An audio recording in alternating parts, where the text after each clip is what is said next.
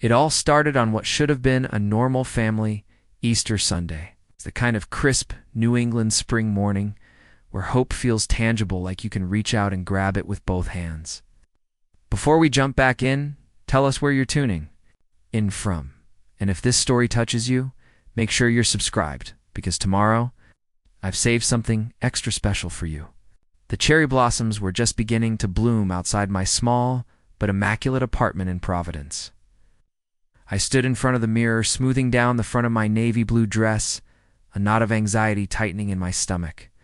I had not been to a family gathering in almost 2 years.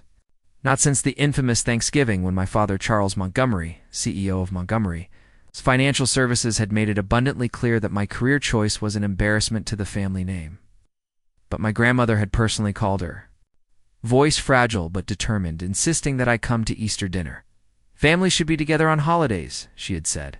Oh. How could I say no to her? So there I was, clutching a homemade carrot cake, my grandmother's recipe, and driving my modest Honda Civic toward the sprawling Montgomery estate in Newport, family compound, and yes, they actually called it. That was a colonial masterpiece perched on a cliff overlooking the Atlantic. 6 bedrooms, 8 bathrooms, a pool house, bigger than my entire apartment, and gardens that looked like they belonged in a museum. This was the kingdom my father had built, the physical manifestation of Montgomery's success. I parked between my brother Nathan's Tesla and my sister Victoria's Range Rover, my little Honda looking like an unwelcome intruder. Taking a deep breath, I walked up the immaculate stone pathway to the front door, the weight of impending judgment already pressing down on my shoulders. The door swung open before I could knock.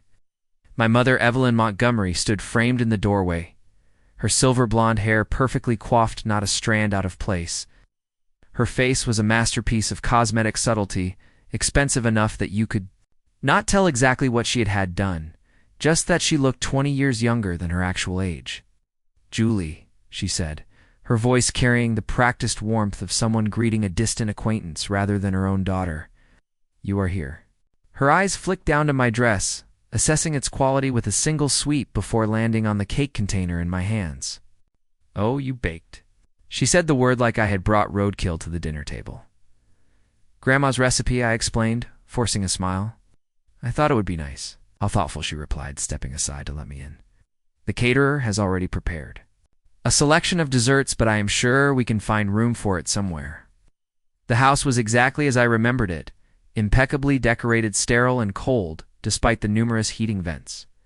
It was a showpiece, not a home. The kind of place where you were afraid to sit on the furniture or leave a fingerprint on a surface. Family photos lined the walls. My siblings in graduation gowns, my parents at charity galas, vacation photos from exotic locations, but I noticed there were none of me past the age of 18. It was as if my adult life had been erased from the family narrative. In the great room, the rest of the Montgomery clan was already assembled. My father held court by the fireplace, tumbler of scotch in hand, deep in conversation with my brother Nathan, the golden child who had followed dutifully in his footsteps at the family firm. Victoria, my sister, sat perched on an antique settee, her twin daughters dressed in matching Easter dresses that probably cost more than my monthly rent. My Uncle James and his wife Patricia were there too, along with my cousins and various family friends, all members of the Newport elite. My grandmother was the only one who seemed genuinely happy to see me. She rose from her chair with the help of her cane and embraced me warmly. "Julie, my sweet girl," she whispered, her fragile arms holding me tight. "I have missed you so much." "I have missed you too, Grandma," I replied, feeling the first genuine emotion since I had arrived. "Let me look at you," she said, holding me at arm's length. "Still beautiful, still my Julie." For a moment I felt like I belonged. Then my father's booming voice cut through the room. "Well, the prodigal daughter returns," he announced, raising his glass in a mock toast.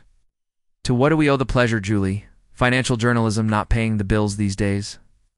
And just like that, the battle lines were drawn. Dinner was an exquisite exercise in passive aggression. The food was spectacular: prime rib, roasted potatoes, spring vegetables, and a butter sauce served on the family's heirloom china. The conversation flowed around me like I was a rock in a stream, everyone carefully navigating around my presence. "Nathan just closed the Henderson account," my father announced proudly. "30 million in new investments." the youngest senior partner. In the firm's history, Nathan nodded modestly, though his eyes gleamed with satisfaction. Just doing my job, Dad, and doing it exceptionally well, my mother added. Hey. The Hendersons have invited us all to their summer house in the Hamptons. Victoria jumped in next, and Isabella got accepted into the Trinity Prep program. Only 4 years old and already on the path to greatness. Montgomery genes, my father said, nodding approvingly at his granddaughter. Excellence is in our blood. I sat silently pushing food around my plate, wondering why I had thought this time would be different. Then my grandmother reached over and patted my hand. Julie has been doing well too, she said firmly. I read your article about predatory lending practices in the financial industry. Very insightful, dear. A heavy silence fell over the table. Father's face darkened like storm clouds gathering on the horizon. Yes, he said finally, his voice dangerously quiet. I read it too. It's quite an interesting perspective on the industry that has given you everything you have. I was just reporting the facts, Dad, I said, meeting his gaze for the first time. That is my job. Your job, he repeated, setting down his knife and fork with precision. Let us talk about your job, shall we? While your brother is managing millions and your sister is raising the next generation of Montgomerys to excellence, you are what? Writing hit pieces on the very people who built this country's economy? Living in that tiny apartment? Driving that Japanese car? I am a journalist, Dad. A good one. The Atlantic just offered me a senior position. My mother gasped softly. That would mean moving to Washington, would not it? Even further from the family. Yes, I confirmed. I start next month. My father leaned back in his chair, studying me like I was a particularly disappointing investment. You know, Julie, I have tried. To understand this rebellion of yours, this need to reject everything we stand for. But at some point, you have to ask yourself, what are you really achieving? I am doing work I believe in, I said simply. He laughed, a sharp, dismissive sound that cut through the room. Work you believe in. How noble. How utterly impractical. This family has spent generations building something real, something lasting. Montgomery Financial does not just make money. We create stability. We build legacies. And you threw away your place in that legacy for what? To write stories that will be forgotten the next day. I felt my cheeks burning, but before I could respond, he continued, his voice rising. You were given every advantage, the best schools, the best opportunities. You had a position waiting for you at the firm. You could have had it all. Instead, you chose to become the family disappointment. The words hung in the air, sharp and final. No one spoke. No one contradicted him. Charles, my grandmother, said finally, her voice quiet but firm, that is enough. But it was not enough for him. Once my father started, he rarely stopped until he had made his point with devastating clarity. No, Mother, I think it needs to be said. Julie has made her choices, and those choices have consequences. She has chosen to turn her back on this family, on our values. She has chosen mediocrity when she could have had excellence. And for what? Some misguided sense of journalistic integrity. He turned back to me, his eyes cold. But you want to know why? There are no recent photos of you on our walls. Because we do not celebrate disappointment in this house. We do not showcase failure. My sister Victoria, at least, had the decency to look uncomfortable. Nathan studied his wineglass with sudden intense interest. My mother simply placed her hand on my father's arm in silent support of everything he had said. I looked around the table at the faces of my family, some embarrassed, some smug, none willing to stand up for me except my 80-year-old grandmother.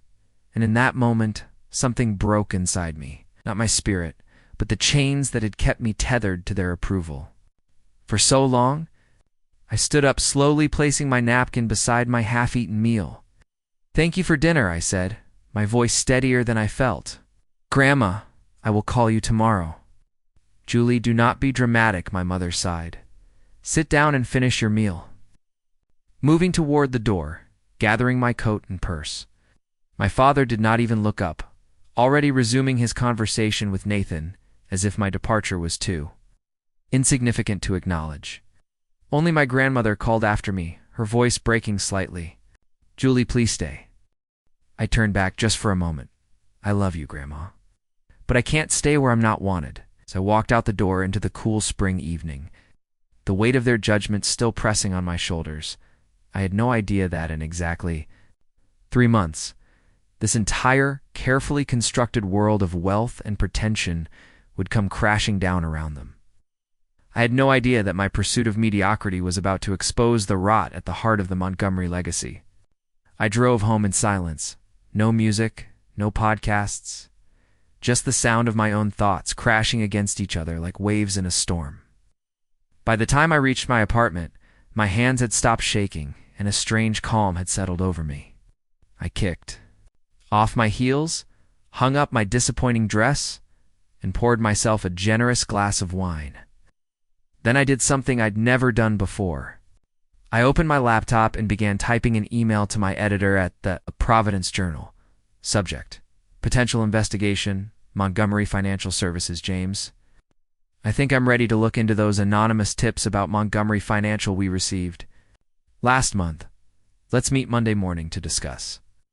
Julie, my finger hovered over the send button for a long moment. This wasn't just a story. This was my family. Once I crossed this line, there would be no going back. The voice of doubt whispered that maybe I was just being petty, acting out of hurt and rejection. But then my father's words echoed in my mind. The family disappointment. If that's how they saw me, what did I have to lose? I pressed send. The next morning, I woke up with a clarity I hadn't felt in years. The burden of seeking my family's approval had been lifted. It's not because I'd gained it, but because I'd finally accepted I would never have it. It was liberating in a way I hadn't expected. I met with James, my editor, in his cluttered office overlooking downtown Providence. He was a veteran journalist with 30 years of experience and an instinct for important stories. "You sure about this, Julie?" he asked, peering at me over reading glasses that perpetually sat at the end of his nose. "Investigating your own?" "Father's company is complicated," I'm sure I said firmly. "The tips we've been getting are too specific, too consistent to ignore, and I'm the right person to dig into this." James leaned back in his chair, studying me. "Because you have insider knowledge, or because you have something to prove?" I met his gaze without flinching. "Both. But that doesn't make the story any less important." He nodded slowly. "All right, but we do this by the book. Every fact triple-checked. Every source verified. Every ethical guideline followed to the letter. We can't give anyone, especially your father, any reason to cry foul. Understood? And Julie," he added, his voice softening slightly, "be prepared for what you might find. The wealthy and powerful rarely achieve that status by following all the rules." I didn't know then how prophetic his words would be. The investigation began slowly. Started with the anonymous tips, emails sent to our general news tip line. Over the past 6 months, all suggesting that Montgomery Financial was involved in something unsavory. Most were vague, but a few contained specific allegations. Unusual money movements. Pressure on employees to meet impossible targets. Special premium client services that weren't clearly documented. I cross-referenced these with public records. SEC filings, court documents, anything I could access without alerting my family to what I was doing. I worked nights and weekends, my apartment gradually transforming into an investigative war room. Printouts covered my dining table, sticky. Notes lined my walls, and red string connected seemingly unrelated pieces of information on my corkboard. 2 weeks in, I hit my first significant lead. A former administrative assistant at Montgomery Financial agreed to meet me at a coffee shop far from the financial district. Sarah was in her mid-50s, smartly dressed, but visibly nervous, her fingers constantly fidgeting with her cup. "I shouldn't be talking to you," she said, her voice barely above a whisper. "I signed an NDA when they let me go." "I understand your concern," I assured her. "But NDAs don't cover illegal activities. If you witness something wrong, you're protected by whistleblower laws." She glanced around the nearly empty cafe. "I worked in the executive suite for 15 years. I was loyal, dedicated.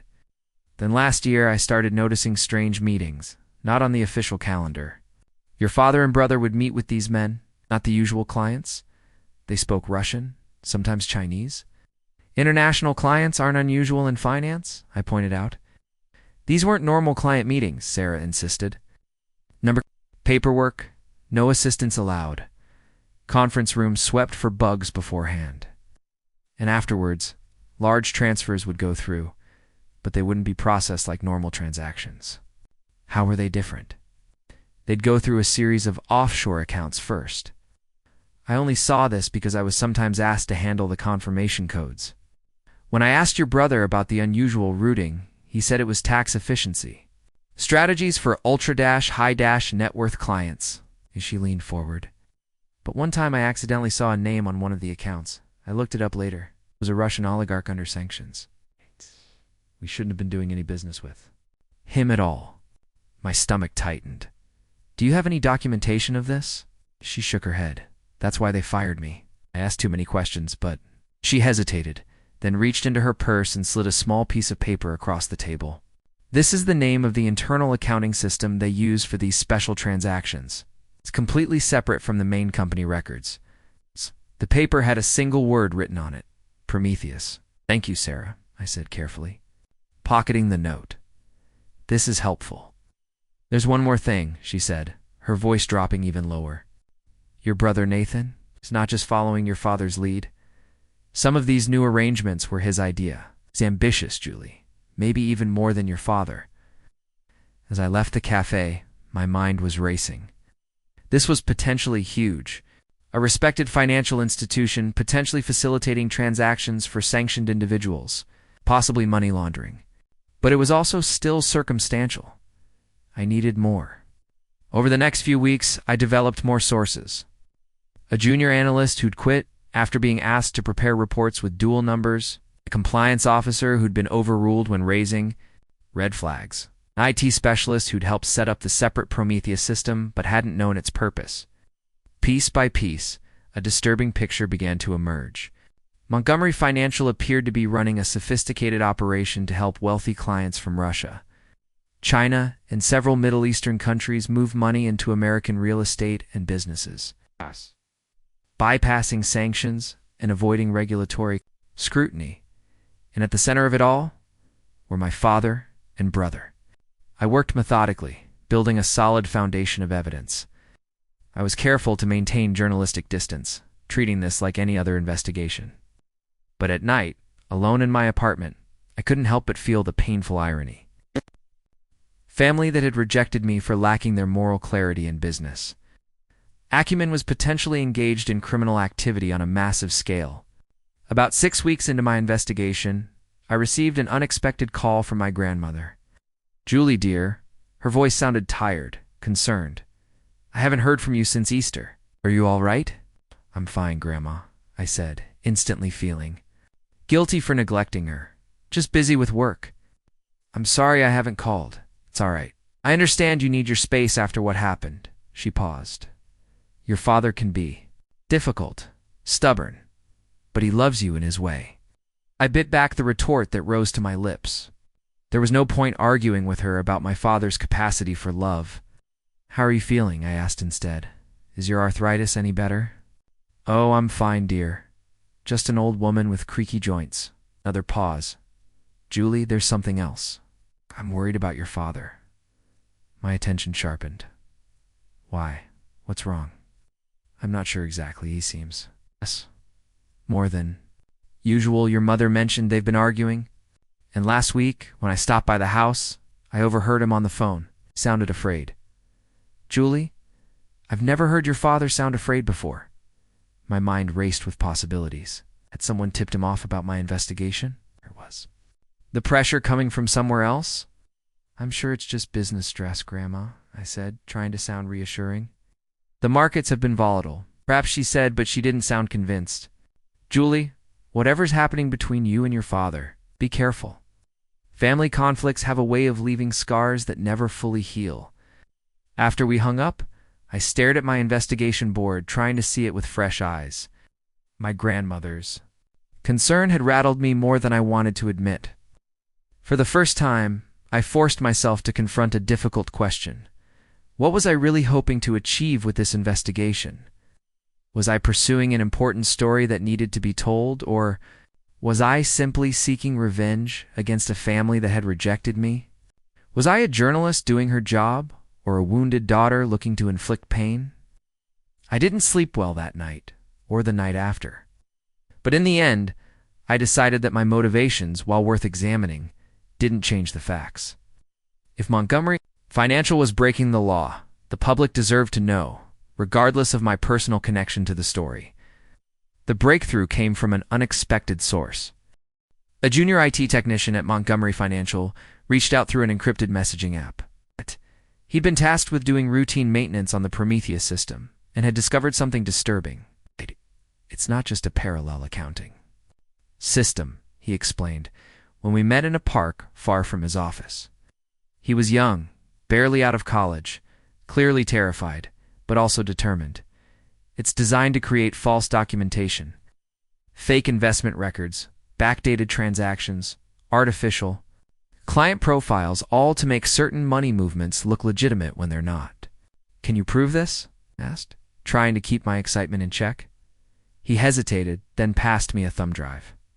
I copied some of the code and a sample of the data structure, nothing with actual client information. I didn't want to cross that line. But it's enough to show what the system is designed to do. No legitimate financial institution would need software like this. I thanked him, promising to protect his identity. As I walked back to my car, I felt the weight of the thumb drive in my pocket like it was made of lead instead of plastic. This could be the smoking gun I needed. That evening, I reviewed the files with the tech expert James had connected me with. His assessment was unequivocal. This system has one purpose, he said, pointing to certain functions in the code: to create convincing financial fiction. Whoever designed this knew exactly what they were doing, and what they were doing was facilitating fraud. The next day I presented everything I had to James. He listened without interruption, occasionally taking notes or asking clarifying questions. When I finished, he sat back in his chair, his expression grave. "This is bigger than we can handle alone," he said finally. "With the international elements and the potential scale, this is federal territory." "You want to bring in the FBI?" I said. It wasn't a question. He nodded. "We can still break the story, but we need to share what we have with the authorities.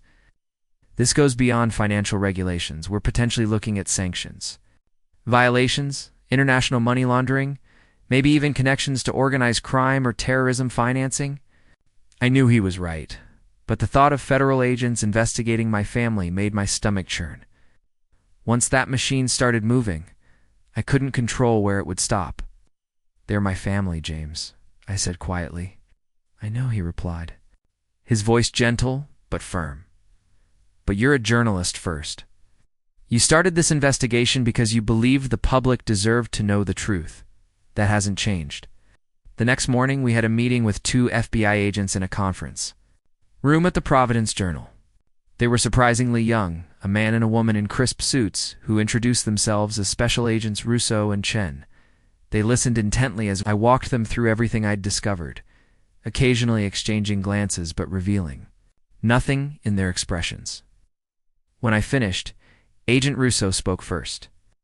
"This is excellent investigative work, Ms. Montgomery. Very thorough. We've actually had Montgomery Financial on our radar for some time," Agent Chen added. "Struggled to get anyone on the inside to talk. Your reporting fills in several crucial gaps." "What happens now?" I asked. "We'll need to review all your evidence, interview your sources, and conduct our own investigation," Russo explained. "If what you found holds up, and I believe it will, there will likely be federal charges." "Against who?" I asked. Though I already knew the answer. "That depends on where the evidence leads," Chen said diplomatically. "But typically in cases like this, we focus on the decision-makers who knowingly facilitated illegal activities. My father, my brother, possibly others in the family business." "How long will your investigation take?" James asked. "Financial crimes investigations are complex," Russo said. "Could be months. But based on what Ms. Montgomery has already uncovered, we may move more quickly than usual." As the meeting concluded, Agent Chen hung back while her partner packed up their materials. "Ms. Montgomery," she said quietly, "I understand this is a difficult position for you. Investigating your own family couldn't have been easy." I met her gaze. "I'm a journalist. This is my job," she nodded, respecting my professional distance. Just prepare yourself. Once we move forward, things will happen quickly and very publicly. I didn't know then just how right she would be, or that quickly meant exactly 2 weeks and 3 days later. It was a Tuesday morning when everything exploded. I was at my desk, working on the draft of the Montgomery Financial story, which we planned to publish once the FBI had made its move. My phone buzzed with a news alert from a competing outlet, breaking: FBI raids Montgomery Financial Services headquarters and major financial crimes investigation. My heart nearly stopped. I quickly switched to a local news live stream. There it was. Federal agents and windbreakers marked FBI walking in and out of the gleaming glass building that housed my family's company. Boxes of documents being carried out, computer equipment being loaded into vans. My phone immediately began ringing. Colleagues, other journalists, distant family members. I ignored them all, watching the scene unfold on my screen with a surreal sense of detachment, as if I were watching a movie about someone else's life. James appeared at my desk, his face solemn. They moved faster than we expected. Are you okay? I nodded, not trusting myself to speak. The FBI just issued a statement, he continued. They're executing search warrants related to allegations of money laundering, sanctions violations, and wire fraud. They've also raided your father's home and several other locations, my parents' home, where my mother would be alone, watching her world collapse. I need to make some calls, I said, finally finding my voice. Take whatever time you need, James replied. But Julie, we still have a story to break. I've been working on this for months. Shouldn't let another outlet take the lead just because the FBI moved first. He was right, of course. This was still my story, regardless of how events were unfolding. I nodded again, more decisively this time. Give me an hour, I said, and we'll finish the piece and publish. The first call I made was to my grandmother. Her housekeeper answered and told me she was resting and couldn't come to the phone. I left a message, simple and direct. Grandma, it's Julie. I love you. Call me when you can. Next. I tried my sister, Victoria. Her phone went straight to voicemail. Same with Nathan's. Not surprising, they were probably dealing with the chaos firsthand. Finally, against my better judgment, I called my mother. To my shock, she answered on the second ring. Julie. Her voice was ice cold. Mom, I just saw the news. Are you okay? A bitter laugh. Am I okay? Men in FBI jackets are tearing apart my home, taking our computers, our files, our private correspondence. Your father is at the federal building being questioned. Nathan has been arrested, and you ask if I'm okay. I'm sorry, I said, not knowing what else to say. Are you? She asked, her voice suddenly sharp with suspicion. It is quite a coincidence, isn't it? You threatening to investigate financial stories, and suddenly the FBI is at our door? My silence was apparently all the confirmation she needed. My God, she whispered. It was you. You did this to us. I don't. She cut me off. Don't you dare try to explain or justify this. You've destroyed this family. You've destroyed everything we've built. The FBI doesn't raid businesses based on journalistic hunches. Mom, I said, finding my resolve. They're there. They have evidence of serious crimes. You've chosen your side, she said, each word precise and final. Now you can live with the consequences. Don't call here again. You are no longer a part of this family. The line went dead. I sat motionless, staring at my phone. The words were familiar, almost the same ones my father had used at Easter. Dinner. Except this time, they didn't hurt. This time, they felt like the final cut of a cord that had been fraying for years. An hour later, as promised, I was back at my keyboard, finishing the story that would appear under my byline, Montgomery Financial, inside the alleged money laundering operation. The article laid out everything I had discovered over the past months, the parallel accounting system, the transactions for sanctioned individuals, and the elaborate mechanisms to disguise the origins and destinations of funds.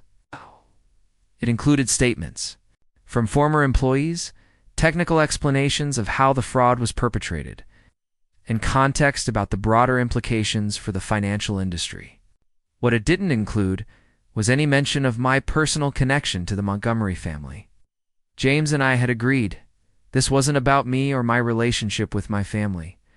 It was about the alleged crimes and the people affected by them. Story went live at 3 p.m. By 5 p.m., it had been picked up by national news outlets. By 7 p.m., I was receiving requests for television interviews. I declined them all. I had told the story as a journalist. I had no desire to become part of it as a character.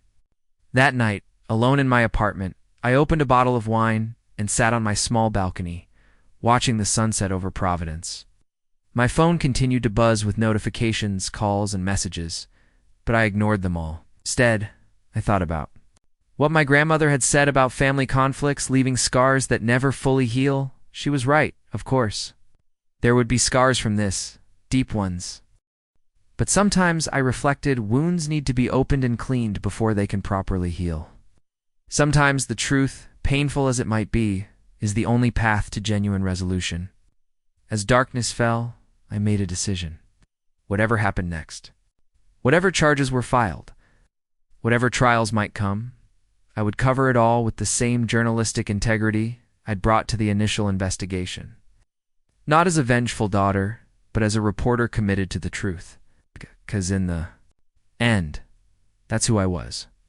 Not the family disappointment, but a woman who had found her own path, her own purpose, her own definition of success. And no one, not even Charles Montgomery, could take that away from me. The week that followed the FBI raid on Montgomery Financial was like watching a hurricane in slow motion, powerful, devastating, and impossible to stop. Every news outlet in the country picked up the story. Financial analysts discussed the implications on cable news. Online forums buzzed with speculation about how much the family knew and how far up the corruption went. I watched it all from a strange emotional distance, as if observing someone else's tragedy. My article had opened the floodgates, but the subsequent coverage took on a life of its own. Some reports painted the Montgomerys as criminal masterminds, others as victims of a few bad actors within the organization. The truth, as always, was more complex than either narrative.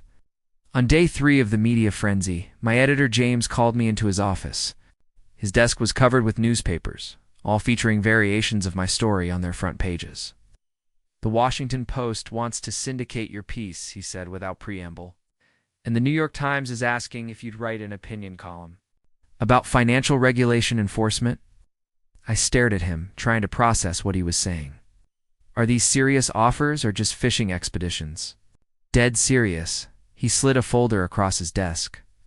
"These are the formal requests. The Post is offering their standard syndication fee, which is substantial.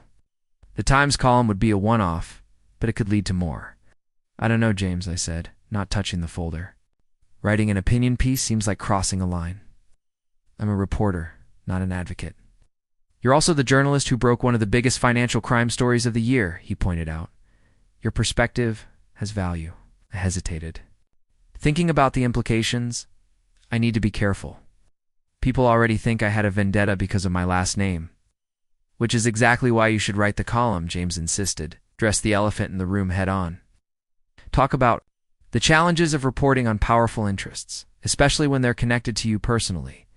You can do it without compromising your journalistic integrity." He leaned forward, his expression earnest. "Julie, you've done extraordinary work here. Don't let others control the narrative about how and why you did it." Later that evening, I sat at my kitchen table, laptop open, staring at a blank document. The cursor blinked accusingly, waiting for words that wouldn't come. How could I possibly explain my complicated relationship with the Montgomery family without sounding defensive or vindictive? My phone rang, breaking my concentration. Unknown number. I almost didn't answer, but something told me I should. "Ms. Montgomery," a woman's voice, professionally pleasant. "This is Meredith Wu from the federal prosecutor's office. Do you have a moment to speak?" My pulse quickened. "Yes, of course. First, I want to assure you that this call is informational. Only, you're not in any legal jeopardy." She paused briefly. "I'm part of the prosecution team assigned to the Montgomery Financial case. We'd like to set up a meeting to discuss your reporting and sources." "I thought the FBI already had all my information," I said cautiously. "They do, and it's been tremendously helpful. But as we build our case, we may need clarification on certain points. We'd also like to discuss the possibility of you testifying if this goes to trial. The word testifying hit me like a physical blow. Till that moment, I hadn't fully processed that I might need to take the stand against my own family. Ms. Montgomery, are you still there? Yes, I managed. When would this meeting take place? Would tomorrow afternoon work for you? Say 2 p.m. at our offices downtown? I agreed, and after hanging up, sat motionless at my table, the blank document still glowing on my screen. The prosecution was moving fast, much faster than I had anticipated. This wasn't going to be a drawn-out investigation lasting months or years. They were building a case now, preparing for indictments and trials. My doorbell rang, startling me out of my thoughts. I wasn't expecting anyone. Cautiously, I approached the door and checked the peephole. Victoria, my sister. I opened the door to find her looking nothing like the polished, perfect Victoria I'd seen at Easter dinner. Her hair was pulled back in a hasty ponytail, her face bare of makeup, her eyes red-rimmed from crying or lack of sleep or both. "Can I come in?" she asked, her voice rough. I stepped aside, too surprised to do anything else. Victoria had never been to my apartment before.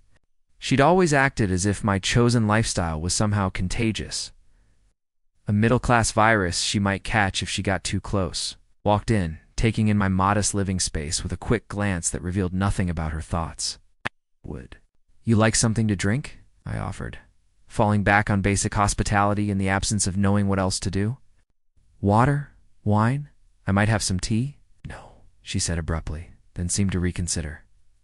"Actually, wine. Why, if you have it." I poured us each a glass of the same Merlot I'd been drinking since the raid. Victoria took hers and immediately drank half of it in one long swallow. "They've frozen our assets," she said without preamble. "All of them. Personal accounts, investment portfolios, even the kids' college funds. Everything with the Montgomery name is untouchable. I'm sorry," I said, meaning it. It must be difficult. She laughed, a harsh sound without humor. "Difficult. Yes, that's one word for it." She fixed me with a hard stare. "Did you know this would happen? When you were digging into Dad's business, did you think about what it would do to the rest of us?" "I thought about it," I admitted. "But Victoria, if Dad and Nathan were breaking the law—" "I know they were," she interrupted, surprising me. "I'm not an idiot, Julie. I've been married to a Montgomery for 10 years. I've seen how they operate. Then you understand why I had to report it." "What I understand," she said, finishing her wine, "is that you found a way to finally get Dad's attention. Congratulations. You're the only thing he's talked about for days. Not the charges, not the potential prison time. You, his journalist daughter, who brought down the family empire." Her words stung, but I refused to be baited. "That's not why I did it." "Then why?" she challenged. "Why pursue this particular story out of all the corruption in the world? Why not investigate some other financial firm?" "Because I had access to information about Montgomery Financial that I didn't have about other firms," I said simply. "And because once I started looking, I couldn't ignore what I found." "Would you have preferred I looked the other way?" Victoria didn't answer immediately. She went to the window instead, staring out at the city lights. "I had to pull Isabella and Emma out of their private school," she said quietly. "We can't afford the tuition anymore, not with our accounts frozen." Cried when I told them. "They don't understand why they can't see their friends, or why we had to cancel our summer vacation." "They're resilient," I said. "Kids adapt." She turned to face me. "Easy for you to say. You've never had children." "No," I agreed. "Remember being a child in the Montgomery house. I remember the pressure, the expectations, the constant message that our worth was tied to our achievements and status. Maybe this is an opportunity for Isabella and Emma to learn different values." Victoria looked as if she might argue, then deflated, sinking onto my couch. "Maybe," she conceded. "I don't know anything anymore. 2 weeks ago I thought I had a perfect life. Now I'm not sure what I have." "You have your daughters," I reminded her. "You have your health, your education, your abilities. You're still Victoria. That hasn't changed, hasn't it?" She looked up at me, suddenly vulnerable in a way I'd never seen before. "Who am I without the Montgomery name and fortune? What do I actually contribute to the world?" It was such a raw, honest question that I was momentarily speechless. Victoria had always been the perfect Montgomery daughter. Beautiful, accomplished in all the right ways, married well, produced the next generation. She'd never questioned her place or purpose before. I don't know, I said finally. But maybe figuring that out is the most important work you'll ever do.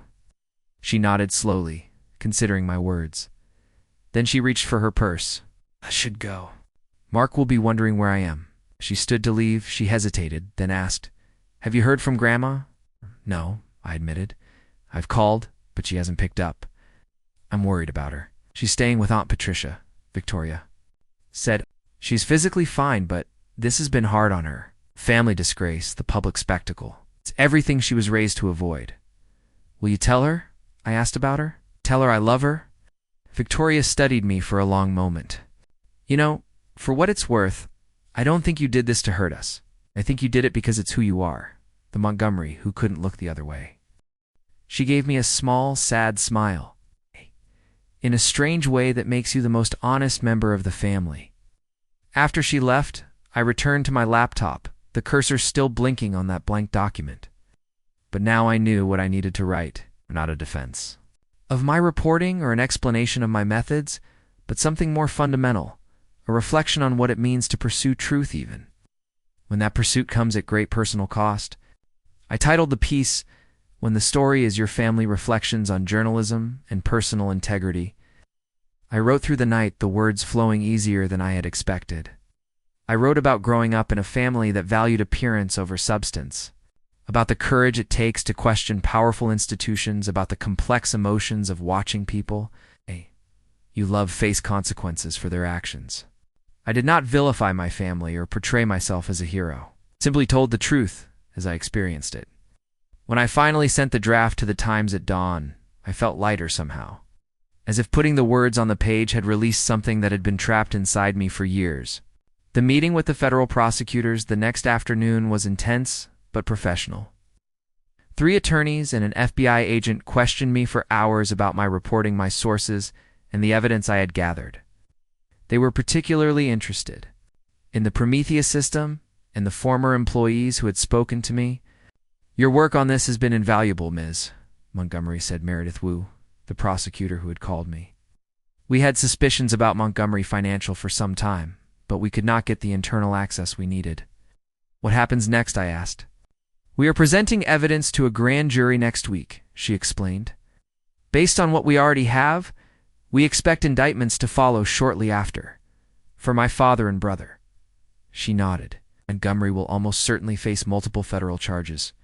Money laundering, wire fraud, conspiracy, violations of international sanctions. The list is substantial. And the rest of the family. My mother, my sister. At this point, we do not have evidence implicating them in the criminal activities, Wu said. Unless that changes, they are not targets of our investigation. It was a small mercy knowing that Victoria and my mother would not face criminal charges. They would still have to deal with the financial fallout and public shame, but at least they would not go to prison. As I was gathering my notes to leave, Wu stopped me with one last question. Ms. Montgomery, I have to ask, given your personal connection to this case, would you be willing to testify if needed? Oh. I did not hesitate. Yes. If my testimony helps establish the truth, I will do it. She smiled slightly. That is what I thought you would say. The next few weeks passed in a blur of activity. My Times opinion piece was published and generated its own wave of responses, some praising my courage, others questioning my motives or ethics. The Atlantic job offer was formalized with a start date pushed back to accommodate my involvement in the ongoing Montgomery Financial case.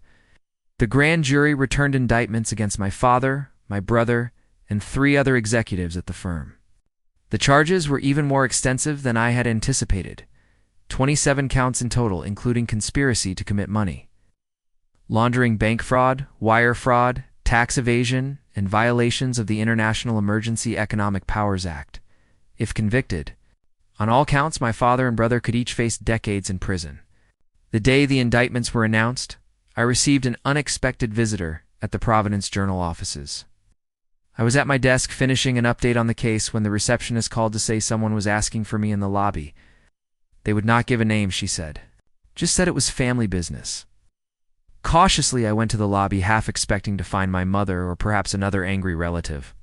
Instead, I found my grandmother sitting in a visitor's chair, her cane resting against her knee, looking small but composed. "Grandma," I said, hurrying to her side, "you should not have come all this way. I would have come to you." "Nonsense," she replied, her voice frail but determined. "I needed to see you, and I wanted to do it on neutral ground."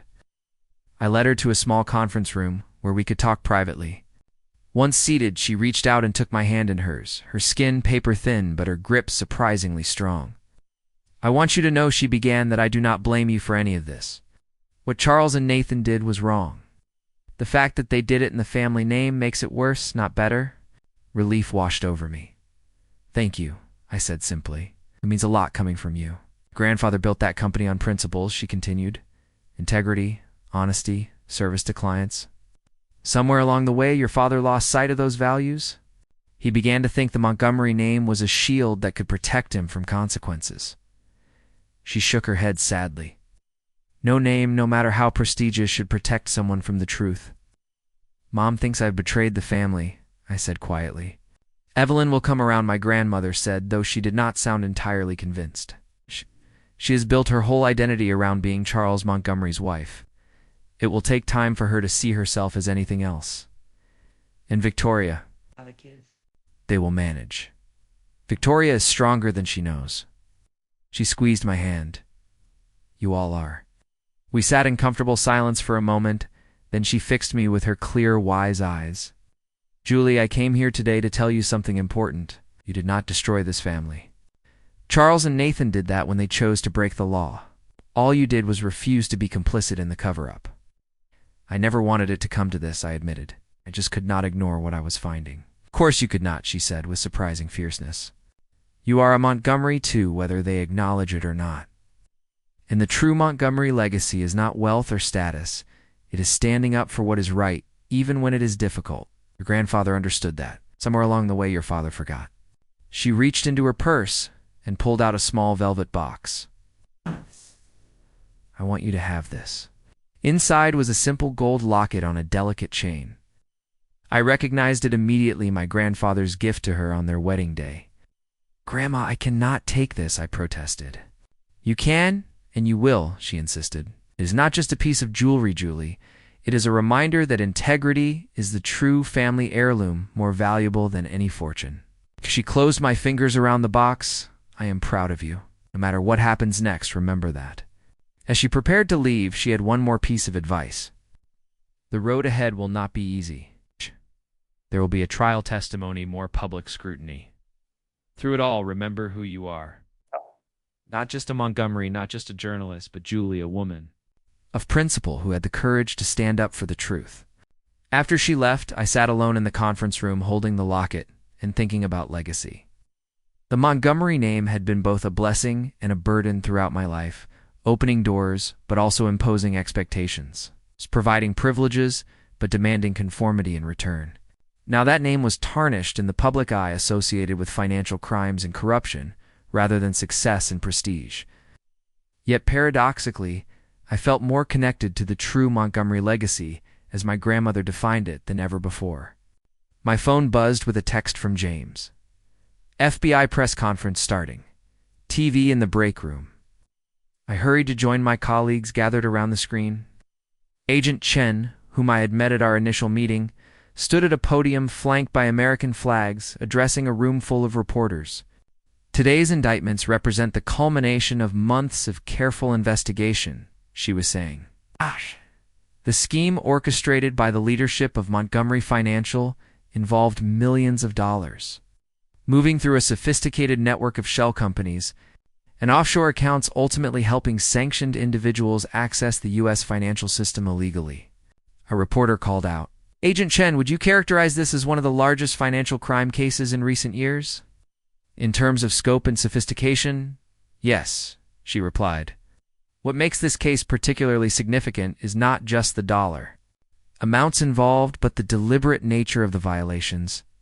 The evidence suggests that Montgomery Financial executives knowingly and intentionally created systems specifically designed to evade regulatory oversight. Another question: what role did the reporting by Julie Montgomery, daughter of Charles Montgomery, play in this investigation? Agent Chen's expression remained neutral. While we do not comment on specific sources or methods, I can say that quality investigative journalism often brings important matters to light. The FBI values the work of journalists who pursue stories in the public interest regardless of personal connections to those stories. It was a professional, measured response that neither confirmed nor denied my role. But the look she gave directly into the camera told me she understood exactly what this had cost me. As the press conference continued, my phone rang. Unknown number again. Hello, Julie Montgomery. This is Derek Harmon from the Pulitzer Prize Board. Do you have a moment to talk? I stepped out of the break room, heart pounding. Yes, of course. I'm calling because your series on Montgomery Financial has been brought to our attention as potential submission material for next year's prizes.